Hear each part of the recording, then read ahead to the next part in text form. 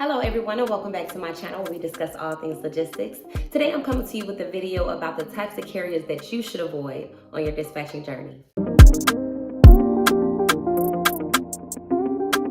Now the first type of carrier that I suggest you avoid is the micromanaging type. When you first begin to dispatch on behalf of a carrier, part of the onboarding paperwork that you're going to give them is your carrier profile. Now, this carrier profile provides you with everything that you're going to need to know to successfully dispatch the carrier or their driver without the risk of forced dispatch. Now, the carrier profile includes things like the minimum CPM they're willing to accept, if they don't want to drive in mountains, if they don't want to drive at night, if there's a region they want to avoid, or if there's a region they prefer to be in. All of this information is very important because it allows you to dispatch on their behalf without having to contact them first before booking every single load and getting the okay. Now, once you begin dispatching, you're going to see that it is very time sensitive. You're not going to have time to stop what you're doing and say, oh my God, I see this good load. Let me call him and see if I can book it. By the time you get the okay from him, you're going to call and that load is going to be gone. So you don't need someone that wants you to call them before booking every single load, or you've completed the carrier profile and now every time they receive a rate con, they're calling you to say, hey, yeah, was that all you can get? Or was that the best you can do? Or can we see this? Can we see that? As long as you stay within those guidelines of what they say their minimum CPM is, or what they say they do and don't want to do, then there shouldn't be anything to discuss. You are not their employee, and they are not your employer or employee. You have to understand that you are an independent contractor that's been hired to complete a service on their behalf, and they have to respect you as such. If they don't, avoid them. Now, the second type of carrier that I suggest you avoid at all costs is going to be the ones that complain about your fee. Now, this is not in the beginning where you're going through the process of kind of interviewing each other and deciding if you want to do business. Now, this is the time when you're talking about your rate. This is the time where you're discussing your fee and why you're charging the fee you're charging.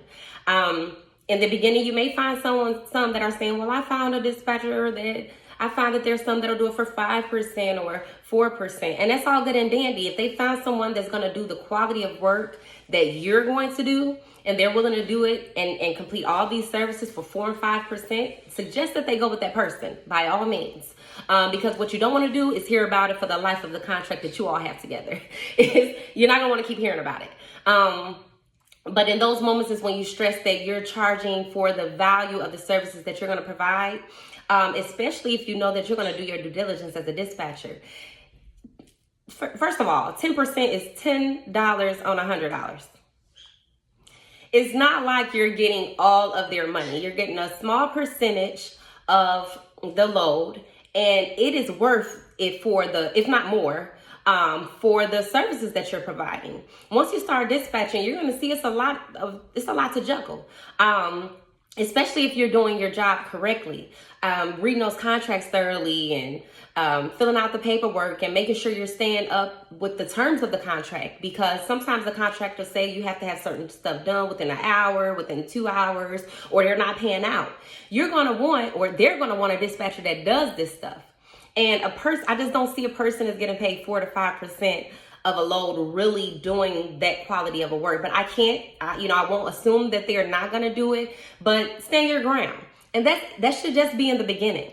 If you're continuing to dispatch for this person and they're continuing to mention that they feel like 10% or whatever your radius is high, or they feel like they should be able to get it for cheaper, you're going to want to avoid this person. Because first of all, they're going to continuously be looking for another dispatcher.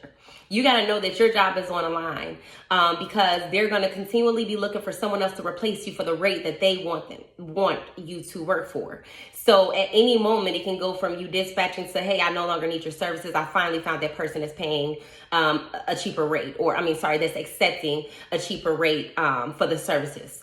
Avoid this person. It's going to be a headache, and you have to treat it like a relationship. If they don't understand your value, if they don't respect your value, if they don't see you as an asset, it may be better to just go elsewhere.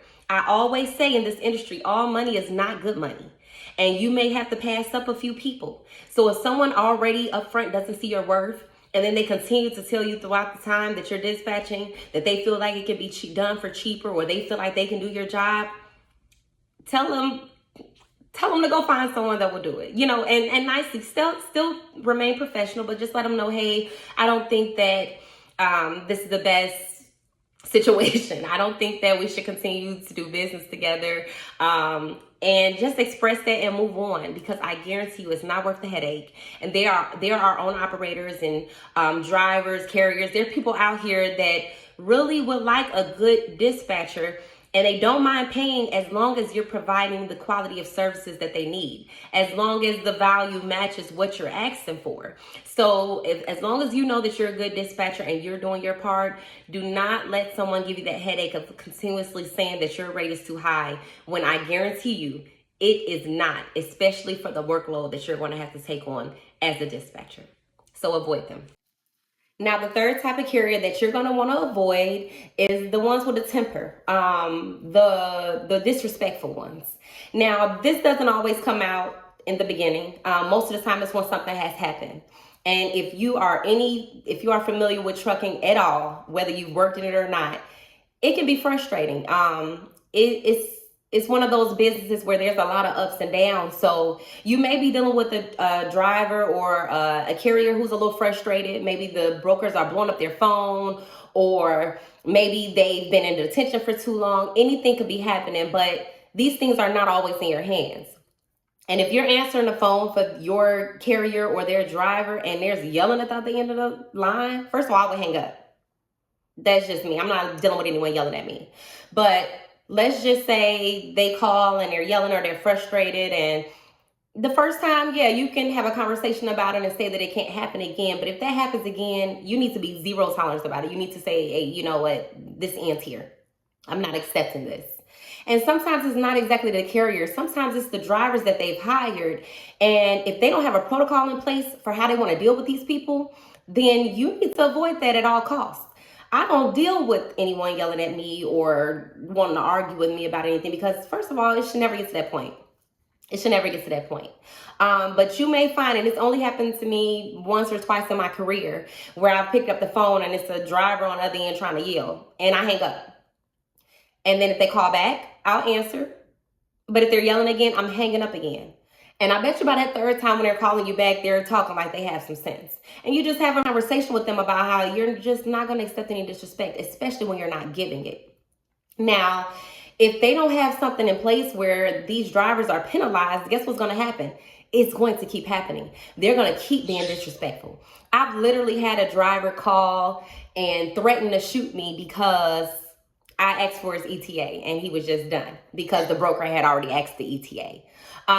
There's going to be certain things you're going to have to ask these drivers. And that's not, now this is not to say that you're turning around and micromanaging them and asking them, hey, where you at? How you looking? XYZ. Most of the time, there'll be something in place where you can track them and get this information. But sometimes you do need to ask them the ETA. And if they tell you, guess what? They don't have to tell 18 other people. But if they haven't done their due diligence, then the brokers will begin to call. And yes, that can be frustrating. This is a frustrating industry to work in. Driving, you can drive your regular car and be frustrated. We deal with road rage and everything else. So sometimes there may be situations where they just lost their cool and they went off and they apologize and it never happens again. But if this is something that is happening and you're continuing to deal with somebody that's yelling at you, or their drivers are yelling and then they're still able to work, I would definitely avoid them at all costs. I would have to say, hey, this is not working. I don't work under these conditions. I'm not going to deal with anyone yelling or screaming or having a temper with me. It's just not going to happen. And this leads me to the last type, which are the ones that don't have a protocol in place for drivers that are continuously late. Now, as a dispatcher, you're working on behalf of this company. You're dispatching and offering a service on behalf of this company, but you're building relationships with these different brokers. So these brokers are holding you responsible and holding you accountable for how this load goes. It's a reflection of you and your business as well. So if you are talking to a broker and you're trying to get them a dedicated lane, or you're trying to build a relationship with them so that you can continue to do business, but every time you send this driver out to complete a load, they're late, they're not communicating, things of that nature, This is making it hard for you to do your job. Because what people don't realize is all of these brokerages, they have their own portals. And within their portals, they keep notes of how the load went.